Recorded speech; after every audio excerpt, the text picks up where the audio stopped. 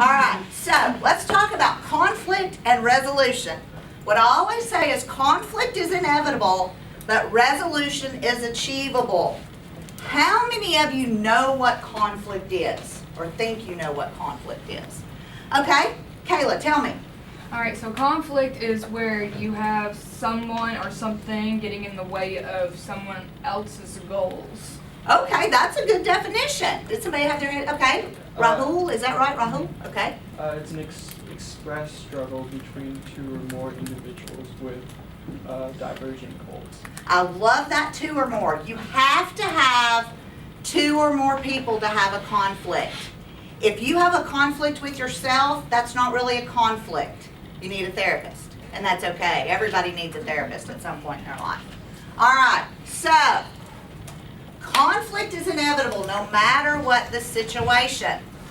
The definition of conflict that I like is conflict is a difference that prevents agreement. Conflict is a difference that prevents agreement. Have you ever heard the word mediator? Yeah. Okay, what do you think a mediator is? Someone who resolves conflict. Someone who resolves conflict. Well, I will tell you from personal experience, it's someone who attempts to resolve conflict. I have mediated parental disputes, people and their children. I have mediated disputes over stuff. And I have mediated corporate disputes, large amounts of money involved. I was even contacted one time, and luckily they solved it on their own, but I was even contacted one time to mediate a church dispute. The congregation was splitting, and they wanted me to come in and mediate. So you can mediate a lot of stuff. Mediation is fun. Mediation is frustrating. You have to be patient. You have to be calm. Those are two things, and we're going to get back to that in just a minute. Now, you all are in groups, correct? Yes. No matter what you do in life, unless you decide to go to the North Pole with your dog and live in an igloo, you're going to be in a group at some point in your life. We are all in groups now, right? How many of you like to work in groups? How many of you don't? Okay. It depends on the group. It does depend on the group. Yeah. I saw a really Like cute, this group I love. but I saw a really cute meme the other day, and I'm going to use it in my classes in the future.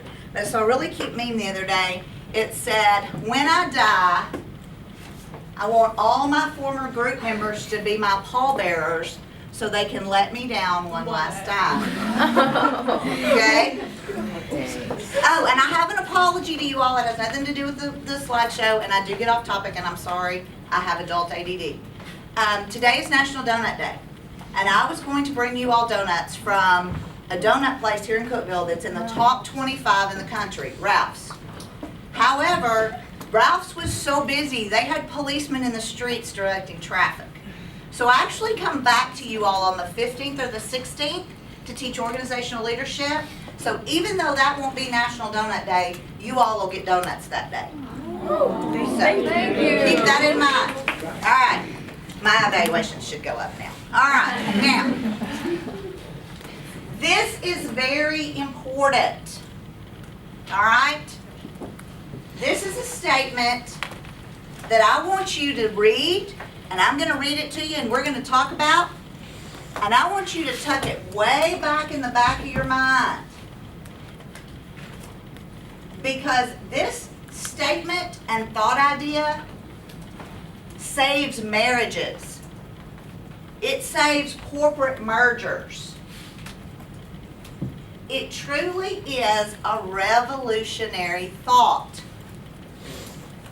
If you're arguing with someone, it's about who is right.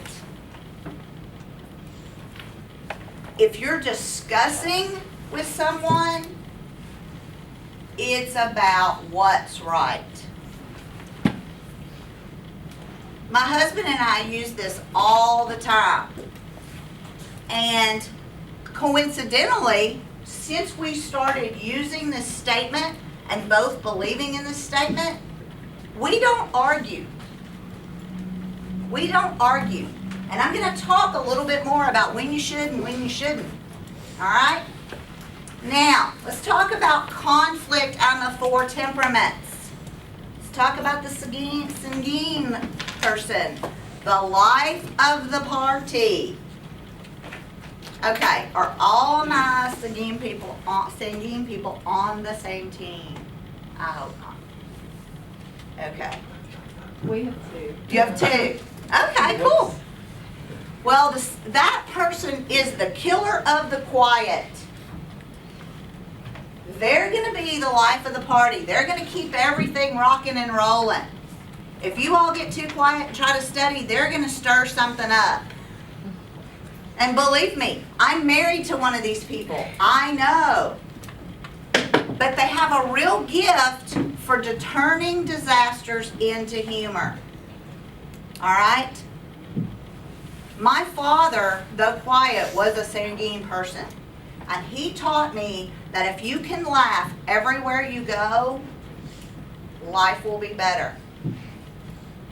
I've laughed in a funeral home. I've laughed in a hospital.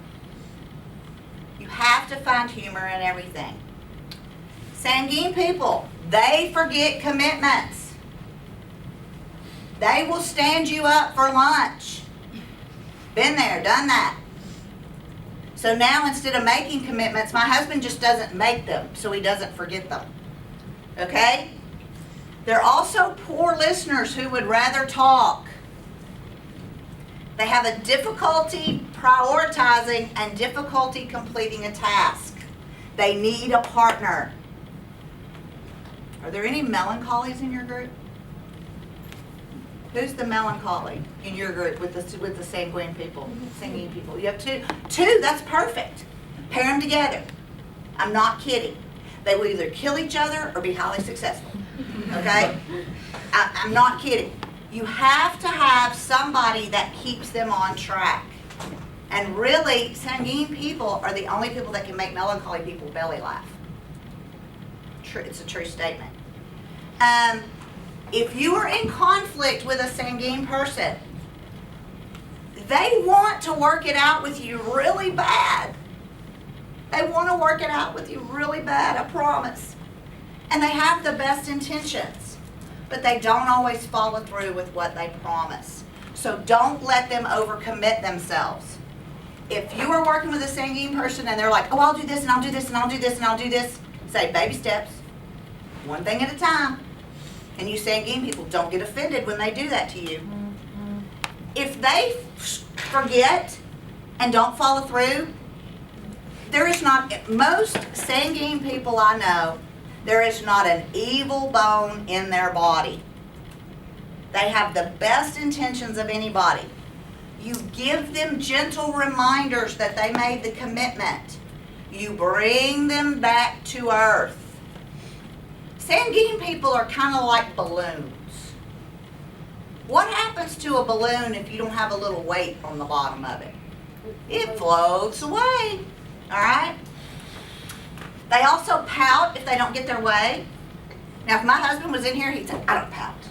Yeah, he does. Michael's probably thinking, I don't pout. Never. Never. Okay, but they can be very persistent. They thrive best in a positive environment. Everybody, where you all are in life, if you will do this today, if you will throw negativity away, your life will only go up from here. And that's how sanguine people feel. And if you've got a problem with them, don't complain. Sanguine people tune out whiners and complainers. They don't hear you. If you work through conflict with a sanguine person, praise and affirm what they're doing. You are doing a great job. Sit, puppy. You're doing a great job. but give them a realistic dose of expectations. My husband is one of these people that is big picture.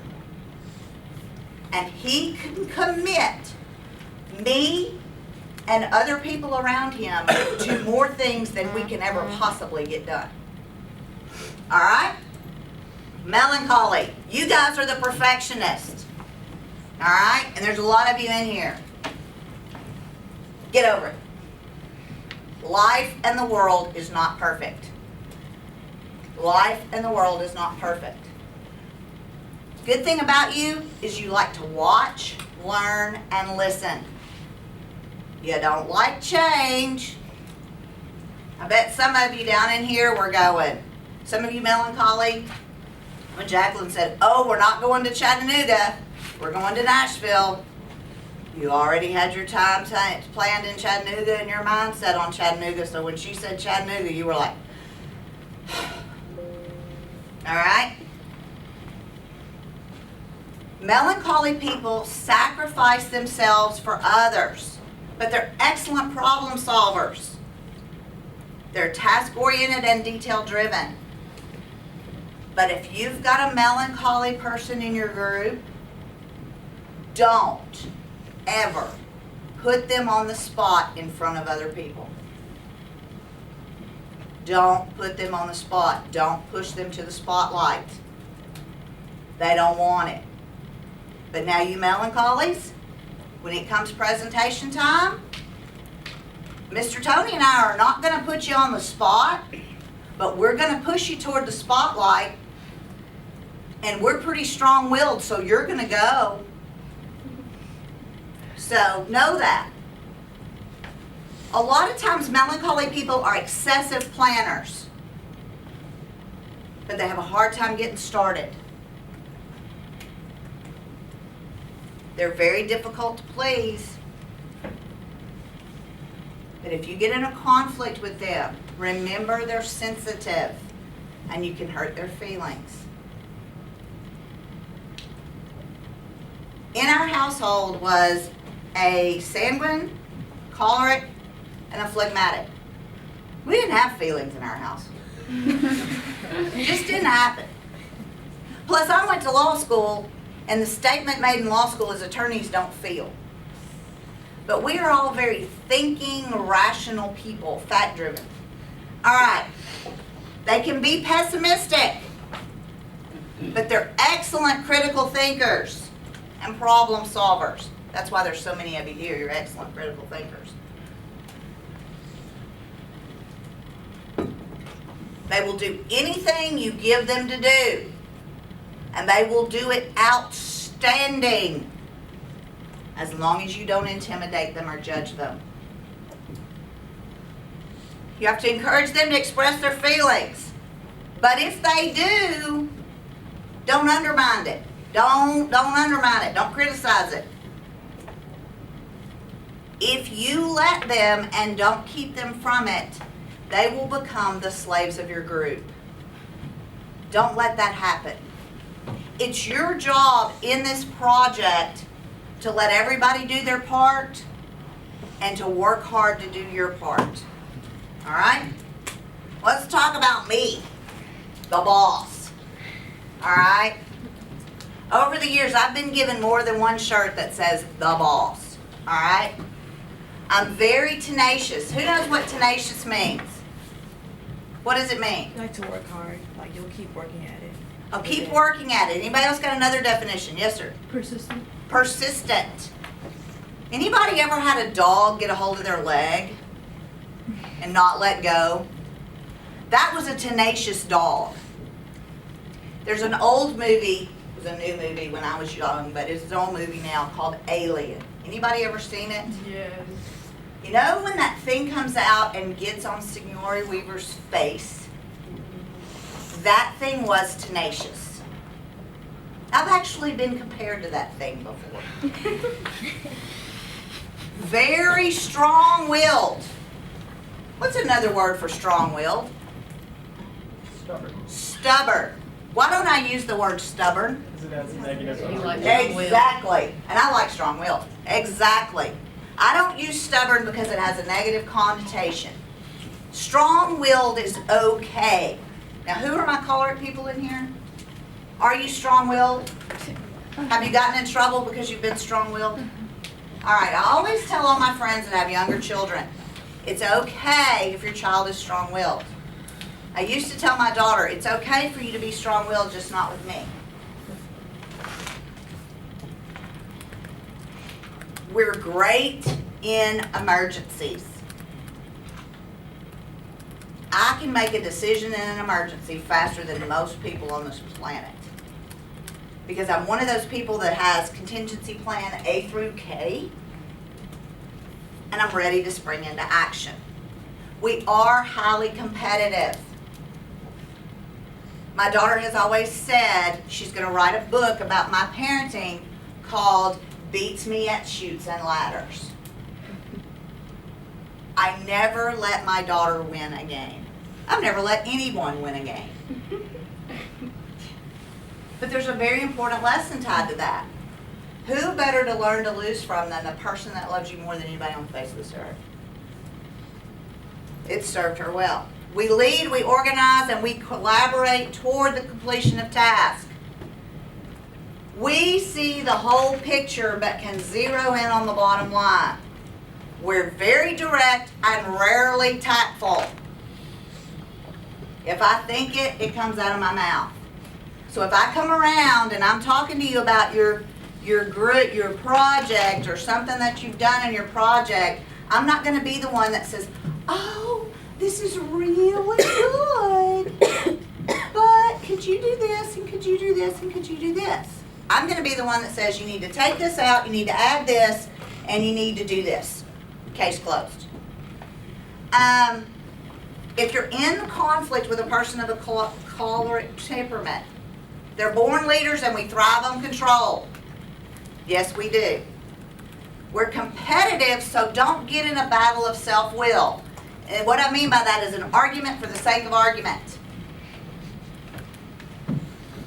Don't get in a battle of wills with a choleric person, because they will take theirs out and they will cut you into tiny pieces with it. Don't let them push you around either. If you stand up to a choleric person, they will respect you. They will be thrilled you did that. Okay? They will know you've got some oomph. All right? This is a huge one with me. Use fact, not emotion. Okay? Use fact, not emotion. Be concise, one problem at a time. Don't come in and go, fix it. Come in and say, okay, we have this problem. Give you another clue. Come in with not only a problem, but a couple of solutions. We have this problem and we think we need to do this or this. What do you think? Well, I might take A, I might take B, or I might come up with a third one. If you understand how a I can't say this word, choleric person thinks, you can communicates, you will do fine with them in a conflict. I have to remind myself when I'm in a conflict that my voice gets higher, because I do have a classroom voice. I'm not yelling. My voice is just getting higher. So I think about it and I back down. We're very practical. We're very level-headed. And I got tickled. One of the articles I read must have been written by, it discussed all the temperaments, but it had to have been written by a choleric person, because they said, you can trust a choleric temperament to be practical, level-headed, and accurate. And when you think back on all the times there's been a conflict with a choleric person, they were always right. And I'm like, you had to have been choleric to write this, all right? Now, phlegmatic, the peacemaker. How many of you are this? Is there at least one per group? No. They don't have one. Y'all don't have one. We've got 4 melancholies and 2 cholerics. Ooh, okay. Well, you can always come see me. And if you need salmon, you can pull Michael in, so you're good. Phlegmatics are easygoing, patient, and well-balanced and calm. When there's time of trouble, they're very calm. They know what they're doing. They're natural-born mediators who work well under pressure. They're easy to get along with. They're excellent listeners, but they're also strong-willed. Judgmental, sarcastic, and teasing. They have a little problem with self-motivation. You give them something to do, they'll do it in their time. The example that I saw, and this is so my daughter, if 2 phlegmatics are sitting on a couch and the house catches on fire, they will wait each other out to see which one's going to get up and call the fire department. Okay? You can't push them. If they agree to do something, they're going to do it in their time. You push them, you make them angry, they don't do it. If you're in a conflict with them, the first time they say no, don't take it as no. Give them time and space and give them information. And appreciate that they don't make hasty decisions. Phlegmatic people are a gift. They really, truly are. If you were born with a phlegmatic personality, you are truly a gifted individual. You don't get upset, you don't get rattled, you don't get excited. The whole world's calm. You will never have a heart problem. Never. All right. Now, in addition to that, there are also conflict resolution styles. And you have a style built in because of who you are. But there's no correct negotiation style that is most appropriate across all negotiations. None. Some point in your life, you will have to use all of these. All right? How many of you, deep down, if you think about it, actually prefer to avoid conflict? Okay. That's mostly okay. But you need to learn to use these other types. There's a time you always use avoidance. I don't care if you're the most competitive person on the planet. There is a time you always use avoidance. And that is when the relationship with the person you're in conflict with is more important to you than what you're in conflict over. I had a young couple in my conflict negotiation class this last semester, and she was mad because he drank the last of the chocolate milk. She said he should have saved me half of the chocolate milk. We could have compromised. And I said, is the relationship more important than the chocolate milk? And she said, barely. And I said, then you don't need to be in conflict over this. Kroger has a lot more chocolate milk. And if you don't have the money to buy more chocolate milk, I'll give you $2 and you can go buy chocolate milk. Because your relationship is more important. All right?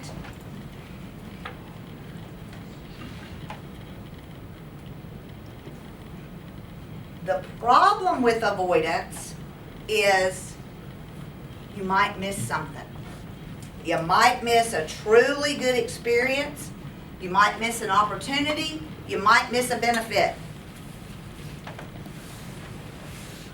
Okay, competitive. How many of you think you're competitive? Ooh, cool.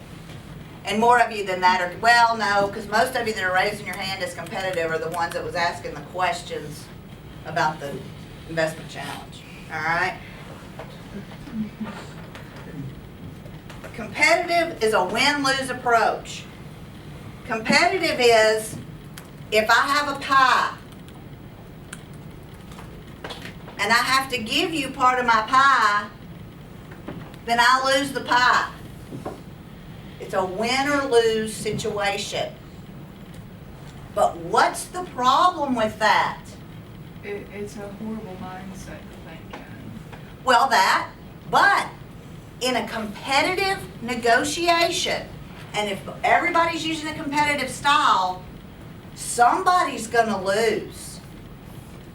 And every once in a while, it's gonna be you. So sometimes you have to be truly competitive. If you're never gonna see that person again, and it's okay to duel to the death for that, whatever you're wanting, do it. Not duel to the death, but you know what I mean.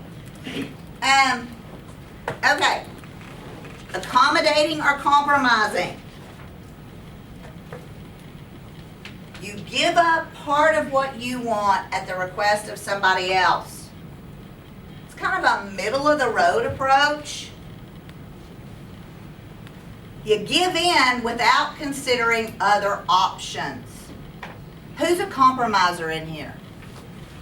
Okay, that's okay. The problem with compromising sometimes is you may give up what you want, but you may stay forever internally dissatisfied because you did. And that's when it causes a problem. So, what's the best way to be? The best way to be is a little thing we call collaborative. Why are most people not collaborative? Because it takes time and it takes energy. You don't think outside the box to be collaborative. You think like there isn't a box. Instead of splitting a pie, you think, well, if there's cake too, I'll just take the cake and he can have the pie. You come up with creative solutions. Being collaborative takes creativity. You're doing your best to get the other person what they want and get you what you want. In order to be collaborative, you have to have a positive attitude toward conflict. You have to be able to listen. And you have to be able to express your feelings without being emotional. Okay? So, by the end of the day, if you were in my conflict management and negotiation class, it would be my goal to make you all collaborative by the time we got out of there. Or at least so you would know how to be collaborative. All right, where is the conflict coming from? Two places. We've got causes of conflict, and we've got positions versus interest. All right. Let's talk about this a little bit.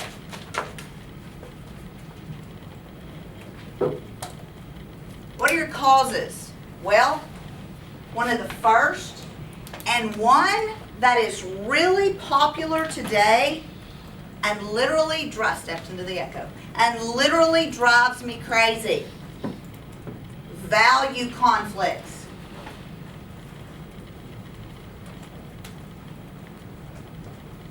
People who believe that because we have a difference of opinion, we can't get along. You can't be my friend.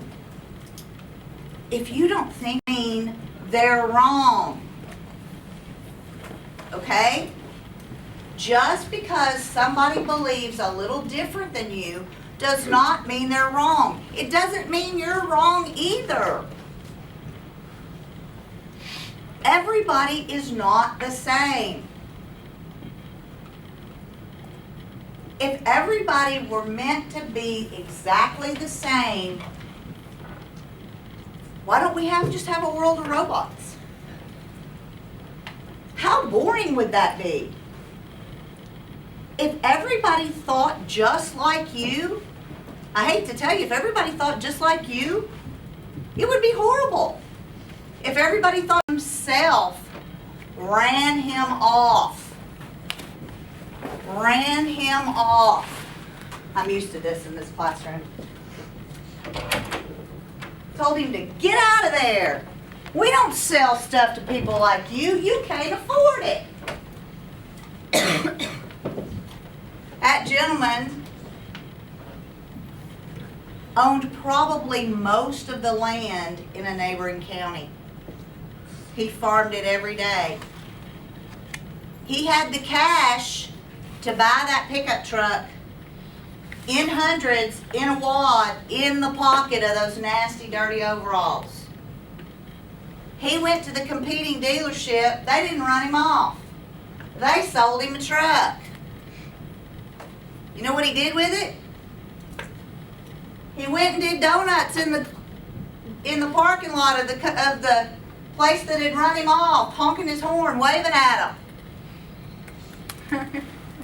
Those people threw away money because that man was different.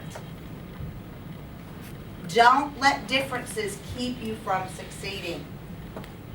Because if you have a problem with somebody that's different, guess what? Whose problem is it? Yours. They don't care. They don't have a problem. They may not even know they're different. And that's okay. Now, we'll address this just a little bit. Because you want to eventually work in a standard society, you want to watch those differences. My daughter works at the University of Texas, Dallas. She has a student that's having a hard time finding a job. Seems as though, since Timmy was a small child younger than you are, his parents allowed him to wear a tail everywhere he went. You know, like a tiger tail, stuffed tail, rubber band around his waist, tail. Get me? Well, he's done it in college, and he's known as the kid with the tail. But now he's a senior in college, and he doesn't understand why he can't get a job. So it's okay to be different. It's always okay to have different ideas. But if you're wearing a tail just to wear a tail, know that there's going to be very few places you'll get a job. At least a job paying good money. I told my daughter, I said, send him to Disney World. They'll make him a costume character. He can wear a tail all day long. But he'll never be a Disney executive. So, think about that. Relationship conflicts. Now, this is not boyfriend, girlfriend, husband, wife, that kind of thing. This is when you have negative perceptions and you've stereotyped someone. Stereotypes are awful. Awful, period. No comment. They're awful. Victor, question. Yeah. How many times do people assume you're smart in math because your last name is Ching? Really? Yeah. Are you smart in math? Yeah. Okay. Yeah. That's okay. But I shouldn't be, if you're in my group, I shouldn't be, you're going to be my CFO. You're good with numbers. Okay. Right. That's wrong. That's horribly wrong. Horribly wrong. Now, do I do it sometimes? Yeah. Had a great kid one time. He was Chinese. He had come to this country while he was my student. He took his citizenship test, became a citizen. We had a class that was a numbers class. He was accused of cheating. He didn't have to cheat. The kid could have taught the class. And of course, the first thought out of my head was, look at him. He's not gonna cheat in a numbers class. Hello? So you have to be very careful about that. Structural conflicts. Those are the conflicts caused by things beyond our control. Limited resources, geographical distances, things you need. And you will find very often in your life, limited resources will cause conflict, be it at home, at work, whatever. How many of you are any of you familiar with the story, The Gift of the Magi? Well, I'll get it right in a minute. All right, just to give it to you briefly. Young couple, newly married, limited resources. She had beautiful, long, flowing hair. He had a old pocket watch that had been given to him by his father or grandfather or somebody like that. She wanted to give him a watch, a chain for his pocket watch. Y'all look at me like, what's a pocket watch? Well, men used to wear their watches in their pocket instead of on their arm. And he wanted to give her beautiful hair accessories for her long hair, or a brush, or something. It was something simple. Well, the only way she could afford the pocket watch chain was to sell her hair. The only way he could afford the beautiful brush was to sell his pocket watch. That is a structural conflict. That is a structural conflict. Data conflict. This happens all the time. This is when they put on the internet, so-and-so said so-and-so, or so-and-so did so-and-so.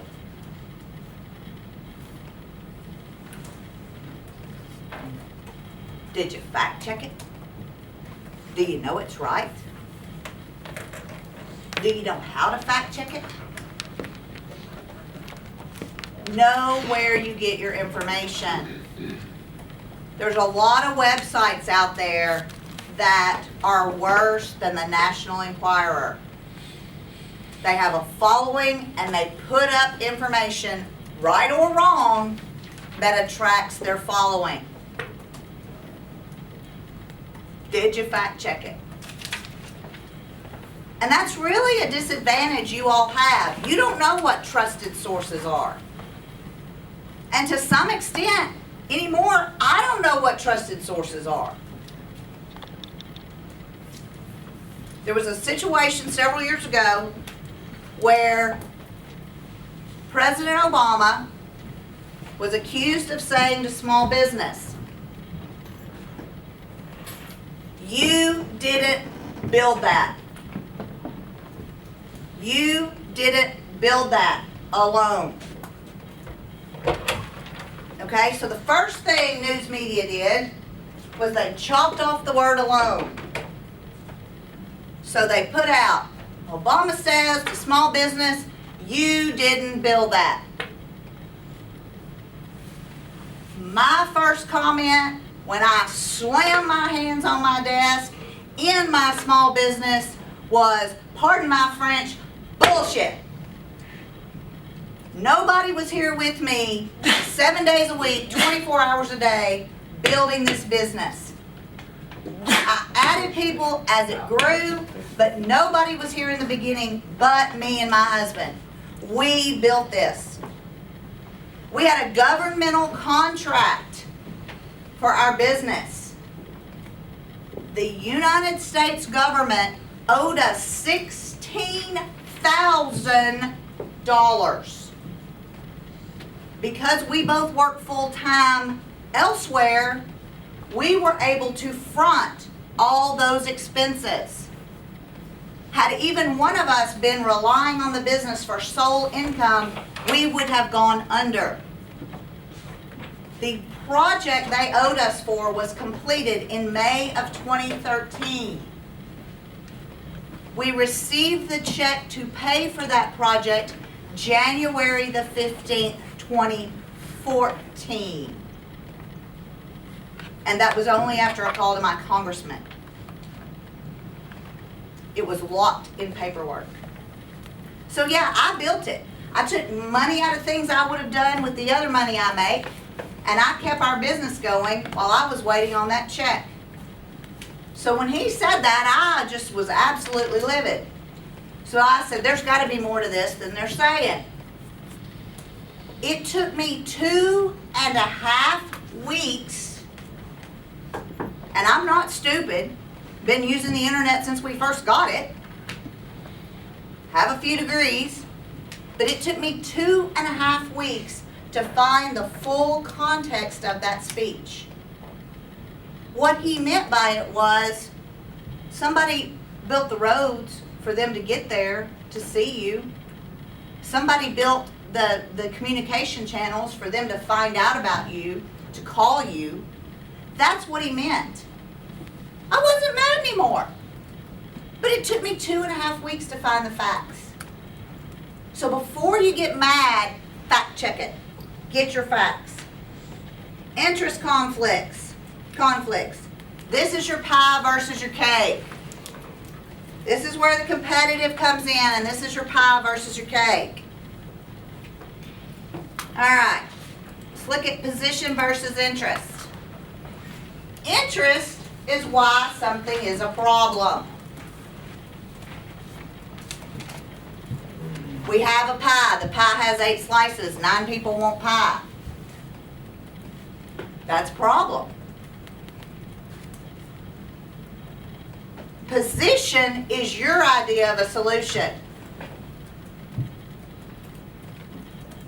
Not thinking about what I've previously said, 8 pieces of pie, 9 people want pie. George, what are you going to do? Sorry, say that again. 8 pieces of pie, 9 people want pie. What are you going to do? What's your solution? What's your position? Give up one. Give up one. Somebody says, won't eat one. Adara, what's your solution? Try and share a slice with somebody. Share a slice with somebody. Maggie, what would be your solution? Share a slice with Share a slice? Let me look over here. Brad, what would be your solution? Cut a little bit from each slice. Cut a little bit from each slice. Would anybody look for a cake? Okay. Would you rather have cake instead? Yeah. If you take a position and you're unwilling to change that position, you're going to hinder a resolution. All right, let's talk about how you resolve this stuff. You all, I don't care how much you love each other, and everything's kumbaya right now, will be in a conflict before this is over. Somebody will have not done their part. Somebody will choose to go to the fitness center instead of coming to work on the booth. Someone will flake. I had a student one time. I had a girl in the group. She and one of the guys did not get along. I was mentoring a group. She and one of the guys did not get along. Every day, right before I got to the group, she would scream at him and cuss him out in Chinese. Not kidding. He would cry and run hide in the men's room. Every group meeting started with me getting Timmy out of the men's room. And if you do it to me, I'm coming in the men's room after you. You better be ready. But every meeting would begin with me. I would be like, why is he hiding in the men's room? Well, she got mad at him again, and they got in a screaming match, and he's crying in the men's room. Okay, and I'd look at her and go, quit screaming at him. And I'd go to the men's room, and I'd pull him out, and we'd have a group meeting, and then we'd do it all over again the next week. We finished 5th that year. Okay? You get in an argument. The first thing you do, if you try to work it out among yourselves, put these things away. You don't need coaching from the outside. And the people that are there need to know you're there 100%. We had a kid one time that every time they'd get in conflict, he'd walk to the corner of the room and stare out the window. Everybody else would be in a tight little circle trying to work it out. He'd be over staring out the window. What you looking at? Nothing. Come over here and sit down with us. No. Okay. When you discuss, there are no sacred cows. And what I mean by this is don't hold so tightly to your wonderful, fantastic, absolutely amazing idea that you're willing to take the whole team down holding on to it. Okay? We all have ideas that suck at some point in our lives. If you talk it out, all right? You decide to talk it out. Or even before you decide to talk it out. Are you guys a group? Yep. All right. Who's your roommate? Adara. Adara, okay? Let me tell you what happens. They're having a conflict, and I don't know this, they're not having a conflict. They're having a conflict. Instead of saying, hey guys, we need to work on our conflict. Late at night, back in your room, you say to Adara, my group, we can't get along over anything. Who's in your group, Adara? First thing Adara does when they meet is like, well, we got that group whipped, they can't get along. Well then, Mackenzie, who's in your group? Who's your roommate? So then Mackenzie says, hey, guess what? Madison's group can't get along. She says it to Callista. So Callista goes to her group and goes, Madison's group's just falling apart. All right? And Alondra, who's your roommate? Lauren. Lauren. So then Alondra goes back to her room and says to Lauren, did you know that the other day Madison's group had a fist fight? And all of a sudden everybody's like, well, that group's just a difficult group. Who's your mentor? Charlie. And Charlie's going, what? Huh? So if you have problems in your group, with the people in your group, talk to them about it. Don't talk to your roommate or the love of your life you meet here who you will never lose and you will always stay in contact with. By the way, that never happens. We do not have any governor school marriages in the 15 years I've been associated with the program. All right? It'd be like a bachelor. Yeah, exactly. Just like that. All right. If you have a problem, have facts. Facts are friendly. Don't say, and I'm going to pick on this group again, Faith, don't say to Madison, I just really think your idea is stupid. Say to Madison, well, you know, I got to researching, and there's another company that's doing that. Or I got to researching, and that's not exactly how you market that product. Or I got to researching, and 60-year-olds are not going to be real crazy about Slinkies. Have facts. I love a Slinky, but anyway, that's beside the point. But have facts. If somebody's hitting the wrong target market, go look it up. Tell them why they're hitting the wrong target market. But don't be like, well, I think your idea sucks. Or I feel like your idea is not right. Look, have the facts. Constructive confrontation. Constructive confrontation. All right? Don't finger point. Don't finger point. You don't have it all done. Somebody hasn't brought you their part. Okay, let me pick on this group for a minute. Who y'all are. All right, who's y'all's mentor? Kate, okay. What kind of personality type are you? No, Colin. You're like me. All right. He doesn't have his work done yet.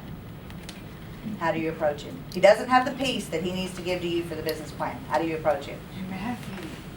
Well, are we wanting to do the As you normally would. like the correct answer? How would you normally? He doesn't have his work done. How would you? Like I'll be like, Matthew, hurry up and get your stuff done. You're Okay. holding the team back. Okay. Wrong. Matthew, what can I do to help you finish up? And yes, it's politically correct, but it keeps Matthew from leaving here hating you. Okay? Trust me. Trust me. Everybody has to do real work. I know it's summer, and I know you want to have fun. But Michael and Jacqueline and Sam have built fun into this program. But there's also a time to be serious and get your project done. If your entire group is working and you are somewhere playing basketball or video games, you're not doing your part. Okay? Sometimes you have to bring a neutral person in. Sometimes that can be your mentor. Sometimes it needs to be me. Okay? It needs to be me. Or Michael or whoever, but I'm the one trained to do this. Whoops. There we are. All right. Now, I know you've already heard this week after week, or day after day after day. Communication is key. If you have a problem, nobody in this room is a psychic. If you are a psychic, I'm going to get permission to take you to the store and we're going to buy a Powerball ticket. So nobody in this room is a psychic. If you have a problem and you don't speak out about it, it's your problem. We can't fix it. Interpersonal communication is very difficult.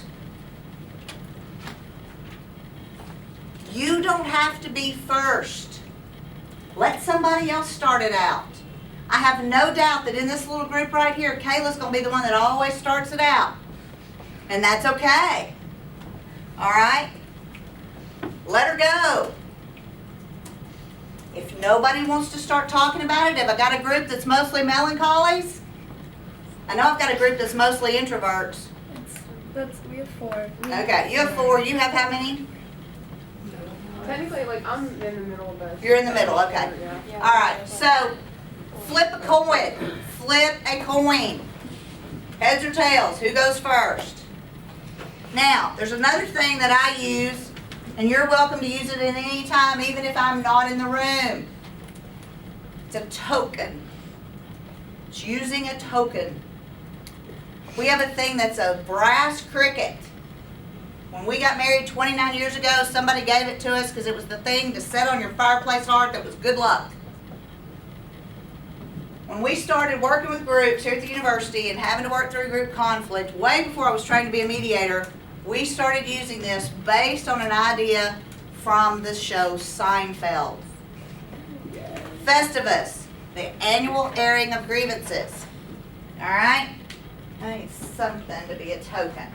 All right? The way the cricket works, the token works. Use this group now. You can only talk when you have the token. So Maggie has the token. She says, Charlie, you're lazy. You're not doing your work. I don't care what your rebuttal is. Until you get the token, you can't answer what she says. Well, Maggie, don't be so bossy and maybe I'll work harder. But you can't say that until you get the token. Why? How does that work? It keeps people from talking over one another, so you're Yes. actually listening. It also gives you time to think about Gives what you say. time to think about what's going wrong. It's preferable to leave your emotions at the door. Don't cry, don't scream. You can laugh. Laughter's always good. And always remember, in any kind of group situation, there's friendship and there's business. When I was a senior in my BIT capstone project, myself and the others fired my best friend. My best friend on the group at the time happened to be an offensive lineman for the football team, and we fired him. We said there's friendship and there's business, and we will always love you, but you're not pulling your load. You're going to have to get off the team and you're going to fail the class. He left the room very, very angry. None of us could get in touch with him. He showed back up several hours later. He had gone, driven from here to Dixon. Anybody here from Dixon? It's the other side of Nashville. So it's not like he ran 30 minutes one way and came back. He drove from here to Dixon, borrowed his mother's computer because back then everybody didn't have one, came back, set it up where we were working on our group project, and we never had another bit of problem with him. So understand when you're getting this project done, even if your best friend is not pulling their weight, you've got to speak up and let them know. Okay, when somebody is speaking to you, do you listen to hear or do you listen to respond? You have to listen to hear.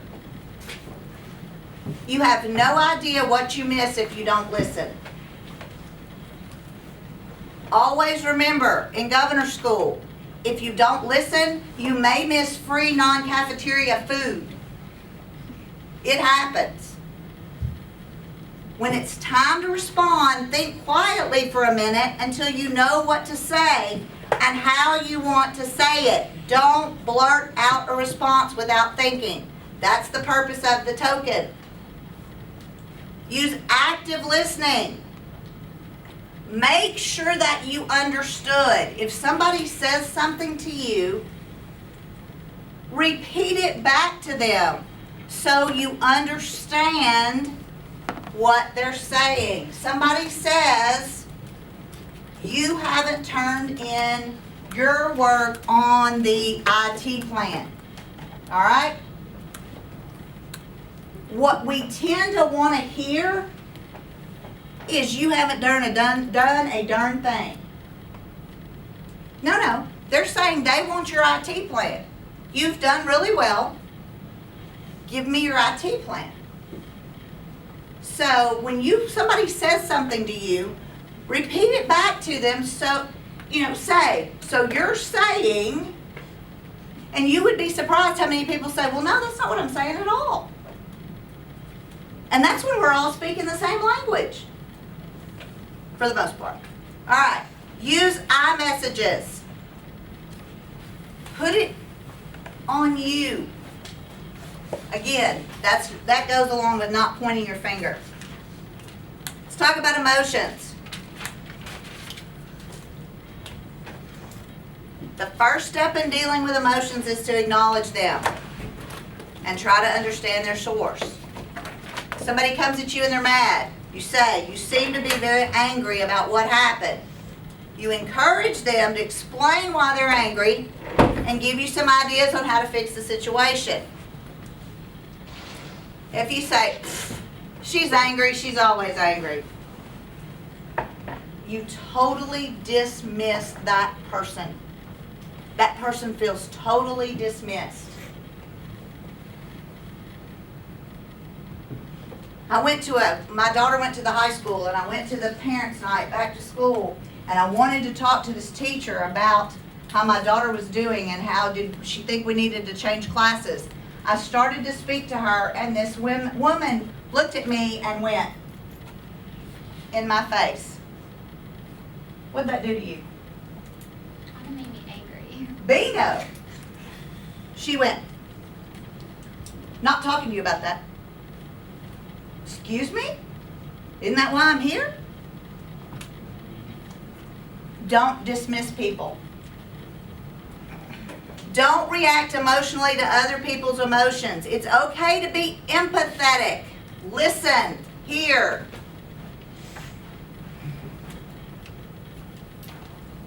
Apologies are a great thing. Apologies are a great thing.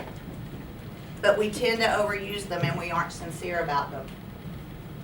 If you truly are apologizing to someone, make sure you're sincere about it. Make sure it comes across that way. And don't always say you're sorry. Don't always say you're sorry. Don't use that word unless you truly are. Let me give you a little clue. I had a family disagreement with my sister. When I decided I wanted to resolve that disagreement, what I said to her is, and I was. I had no idea why she was mad at me. But I'm sorry that what I did made you mad. It's a big difference. Separate the person from the problem. Try to walk in their shoes. See it from their side. You have to understand why they think and how they think and feel. And that's a really good thing about this assessments. Don't automatically think that someone who is melancholy or someone who is phlegmatic, if they're quiet around you, that doesn't automatically mean they're mad at you. It's difficult for us sanguines to understand. Very much so. Yes. Very much so. And- Quiet is and very the difficult. cholerics. Yeah, it is. It's very difficult. But just because they're quiet doesn't mean they're mad at you. You always will assume the worst. Don't use blame. Blame, even if it's deserved, will always make the other person defensive. We did poorly on Parents' Day because you went and played basketball. What's that going to do to the person you said that to? Are they going to do anything the rest of the time? No. And then you're going to do worse. Very rarely does someone win the investment challenge and win the program. Very rarely. So if you fall at one, there's plenty of time to make up for it. Blame is always counterproductive. Discuss each other's perceptions. Perception is reality. Always remember that. However you're perceived, that's what's really going on. Seek opportunities to act inconsistently with what people think of you. People have always thought I was hard-nosed and mean. And then I show up with cupcakes or donuts and they're like, what?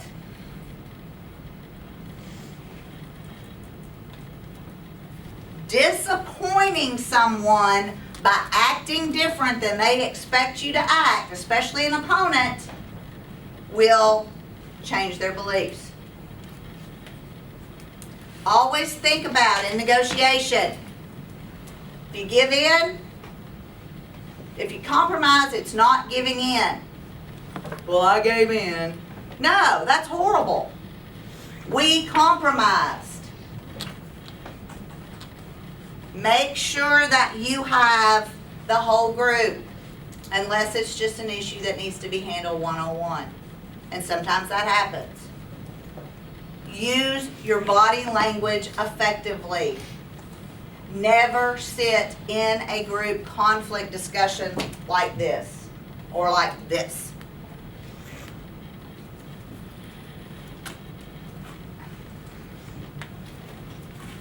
Always remember your interests versus your positions, and always look back at what caused the problem. What caused the problem? All right, so let me give you an example. Which group have I not picked on? This one back here. Who's my CEO back here? Have y'all decided that yet? Okay, John's the CEO. John, you say, we got to get together. We got to get the booth done. George comes to you and says, man, I'm going to play basketball. How do you handle it? Well, you could compromise and say, well, you could come work with us on the booth first, and then as soon as we get done, you can go play basketball. Okay, very, very good. What do you not do? You don't say, fine, and then blame him when something's not done. The time to address a problem is when it happens. Speak up. Speak up. Say, no, George, we really need you. Tell you what, we'll work really hard so you can get loose to go play basketball, but we need to get this done first. We want to win. Brainstorm. Think like there isn't a box. Be ridiculous. Break out of your own comfort zone. Be flexible. Flexibility is so key. Flexibility is truly key. And always avoid judging. Remember, people don't think like you do. Don't be judgmental. Set your goals. Trade. Like I just talked about. You'll come in and work really hard for an hour. We'll all work really hard with you. Then maybe we can all go play basketball. Okay? Or do whatever. Or knit or read or whatever you want to go do. Always have an alternative. If you remember right when I said it first, I have contingency plan A through J, everything I do, but I'm a planner. But always have alternatives. What would have happened if I'd have gotten here today and the PowerPoint didn't work? We have notes. Yeah, I have a few notes. Would I have just had to say, well, let's go home, I can't do this without my PowerPoint? What happens if we lose power the day of the big presentations? The show goes on. The show goes on. And everybody in this room needs to have Adara's confidence about that. The show goes on. And always remember, relationships are more important than things, ideas, anything like that. You never know when Tate is going to be CEO, he's going to be the next Bill Gates, and Shanice is going to want a job with him. You don't want to have been so mean to him in governor school that he doesn't give you a job because he remembers you from governor school. Relationships are so important. There's buy-in and there's consensus and there's support. Buy into the idea. Make it your own. Come to a consensus. Now, a consensus doesn't mean that everybody agrees, but everybody agrees to agree and support the idea. And what I mean by that is if you agree, if you come to a consensus and you agree, and you, Shanice, you say, yeah, that's a wonderful idea. Who's your roommate? You don't go back to your room and say, my group has a horrible idea, but we agreed to support it. That's not consensus. I've seen every one of your eyes light up. Y'all have all done something I've mentioned in the last 5 days. I see it on your faces. It's like, And always support your teammates. They may not be perfect. Nobody is. If you think you are, take you to the lake and see if you can walk on water. Nobody in here is perfect. Everybody has flaws, but everybody in here has strengths. That's a clue for my organizational leadership presentation in 2 weeks. You each is going to have to give me 2 of your strengths and 2 of your weaknesses. So you better be thinking about it over the next 2 weeks. Support your team. All right. Y'all have questions? Yes. Yeah, so earlier with the negotiation styles, the avoidance, competitive, compromising, collaborative. You described collaborating as like thinking like there is no box, like with the pie, you go find the cake and give the other person the pie. So would that just be like a more creative form of compromising? Collaborative is the most creative form of compromising. The reason people don't collaborate more is because we're in a hurry-up world. People don't want to take the time to collaborate. Collaboration takes time and it takes creativity. And that's the reason most people don't collaborate. But if it's a big enough problem and needs a big solution, it's so worth collaborating. Everybody feels much better about it if you do. Great question. Anybody else? Okay. Yes. So what would be an example, like a good example of where you like don't confront like a conflict? Okay. So you avoid it. Yeah. All right. It's when the relationship Oh. is more important to you than whatever you're arguing over. And it's when it's not a big deal. You're arguing over, again, a piece of pie. Have you ever seen people just totally argue so bad over a piece of pie? Do you remember the story from the Bible about the guy that was going to split the baby?